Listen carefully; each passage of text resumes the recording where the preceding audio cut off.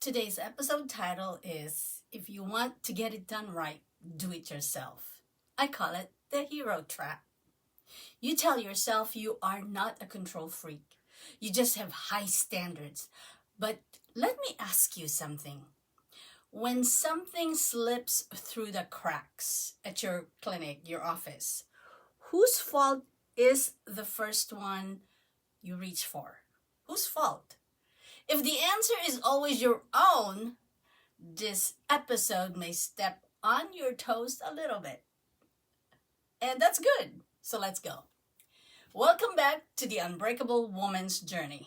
Hi, I'm Jules, coach and mentor for new and accidental clinic managers who got handed a title, an entire team, and zero training but somehow you still can figure it out anyway. Last episode, we talked about the bottleneck. We talked about what happens when you become so needed that nothing moves without you. That's the bottleneck. Today, we are going one layer deep because there is a sneaky little habit that keeps the bottleneck locked in place. And it does not look like control at first. It looks like responsibility or being helpful. And it sounds like I will just do it myself. And I know exactly how it looks because I did it over a lab requisition form while my coffee was brewing. Let me tell you what happened that morning.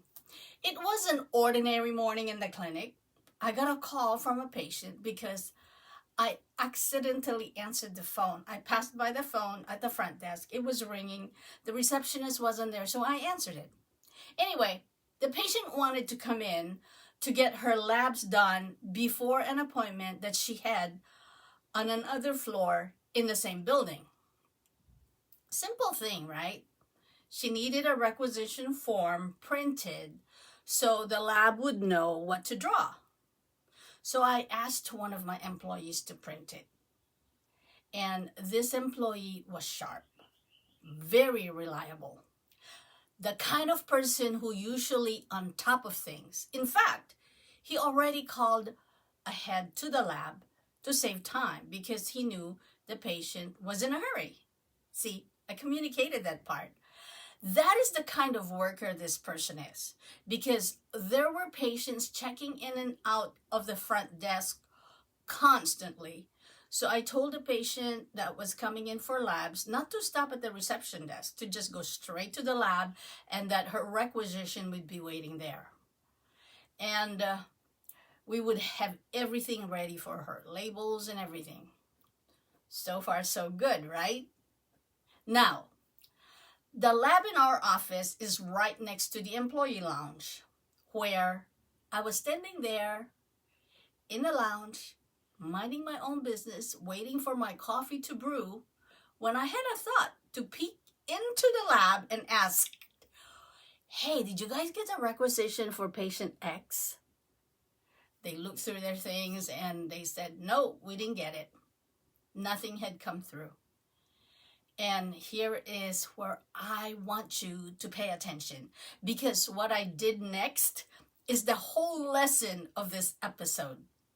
I turned around from the coffee pot, walked straight back to my desk, pulled up the patient, printed the requisition myself, then walked back to the nurse's station to get the order written up on the requisition form.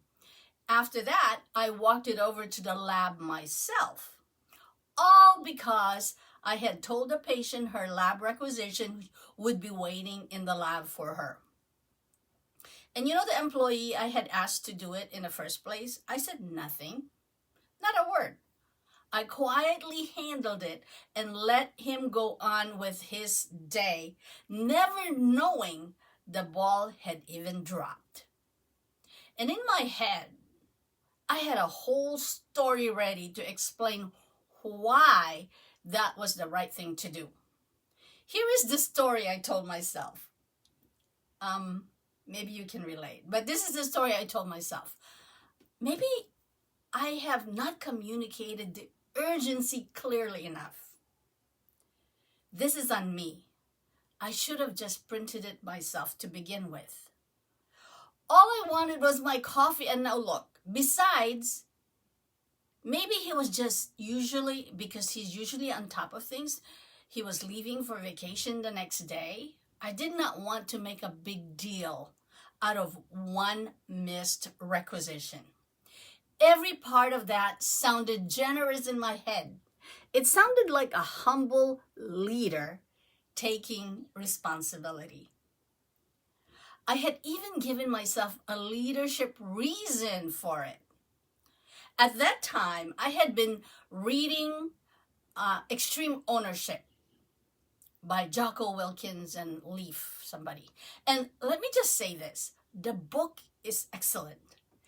It will challenge you in the best way because it does not let leaders hide behind excuses, blame, confusion, or they should have known better.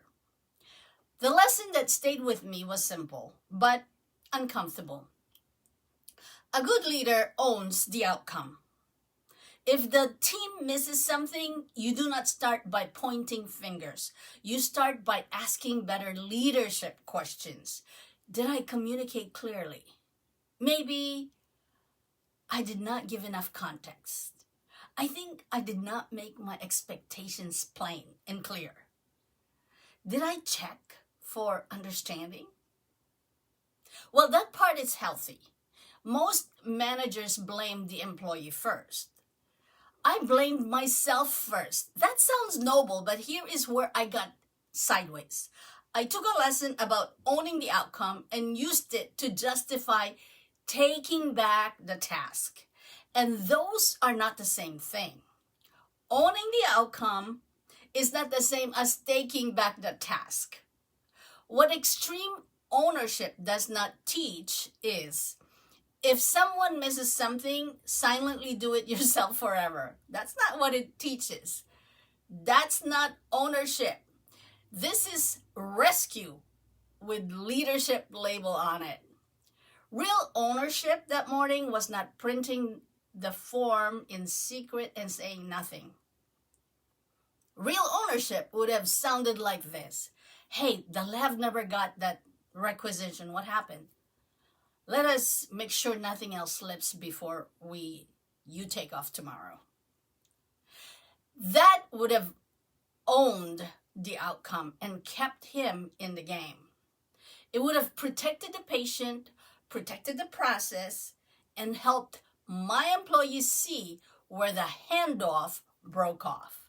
Instead, I skipped that part. I fixed the problem, but I also removed the learning. And that is the part that bothered me later. Silence can feel like in the moment, especially when you are dealing with a good employee who usually gets it right the first time. You tell yourself you are giving grace and you are not going to make a big deal out of something so small. But sometimes silence does not protect people. Sometimes it robs them because it robs them of the chance to notice the miss, correct the process, and grow in ownership. And it lays one more break in your own cage too, because the person really trained that morning, the person that morning was me. I taught myself one more time that the fastest way to do it is to do it myself and to do it right. That is the hero trap I'm talking about. Because a clinic where the manager believes if I want it done right, I have to do it myself is a clinic that can never fully run without her. Now, here's the real problem. Let's just be honest, okay? The I will just do it myself reflex usually does not come from laziness. Most of the time, it comes from responsibility. You are thinking about the patient, you're thinking about the provider, the schedule, and the fact that the clinic still has to keep moving without looking messy. So when something slips, you grab it. And because you are capable, you can fix it fast. That is the dangerous part. Your competence can make the wrong habit look efficient. You know how to fix the form, answer the question, smooth over the issue, or step in before anyone even realizes there was a problem. And for a while, it looks like leadership. But over time, the team learns something. They learn that if something is unclear, you will solve it. If something feels uncomfortable, you will handle it. If something gets missed, you will quietly clean it up. And without meaning to, you train everyone to bring the weight back to you. That is how the hero trap gets built. Not all at once, not through one dramatic crisis. It gets built through tiny rescues that feel too small to confront. A requisition here, a missing note there, a patient message you answered because it was faster, a staff question you solved before asking what they had already tried. One small rescue does not look like much, but 50 small rescues a week can become the reason you cannot take a real day off. So here is your tool for this week. I call it the handbag. It is one sentence with two parts: the fact and the ask. That's it, the fact and the ask. You name what happened without blame, then you ask them to step back into ownership. For example, the lab did not get the requisition. Can you resend it? There you go. The order did not go through. What do you think happened? The patient message was not routed. Walk me through the process. That's the two-part thing. The room was not prepped for injection before the provider walked in. What needs to change so that this does not happen again? That, my friend, is the handbag. The fact keeps you grounded, and the ask keeps them engaged. And the tone matters. You are not accusing them. You are not embarrassing them. You are putting the work back where it belongs, so they can learn from it instead of silently being rescued from it. Now, hear me clearly. If the patient is standing there and the clock is ticking, yes, handle the immediate need. Print the form, protect the patient, own the outcome, but do not let the lesson disappear just because the crisis is past. Come back to it later that day. You can say, hey, this morning that requisition did not get to the lab on time. Can you tell me what happened? I just want to understand. That is not punishment. That is leadership, because the goal was never to win the morning. The goal is to build people who do not need you to win the morning for them. See, there's a difference. The goal is to build people who do not need you to win the morning for them. If this one found a sore spot, if you recognized yourself turning around from your coffee pot to go do someone else's job in silence, stay with me this season. We are taking the bottleneck apart, one quiet little habit at a time. And do me a favor, send this episode to someone, to a manager you know, who carries everything, never asks or makes a thing of it, and is quietly drowning in tasks that were never supposed to stay on her desk. She needs to hear that there is a difference between owning the outcome and taking back the task. Sometimes the most loving thing you can do is hand somebody the words for what they are already living. I think about the requisition more than I probably should. Such a small thing, right? A form, printing something, a patient who got her labs and never knew anything almost went sideways.